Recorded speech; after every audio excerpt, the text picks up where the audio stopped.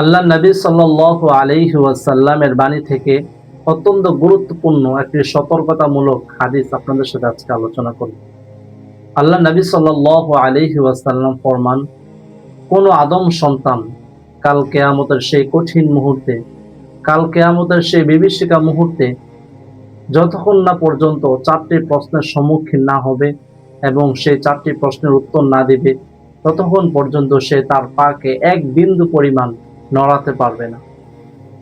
তার মধ্যে একটি হচ্ছে তার জীবন সে কিভাবে কাটিয়েছে, কিভাবে তার জীবনটাকে সে এই পৃথিবীর মধ্যে কাটিয়েছে তার জবাব দিতে হবে।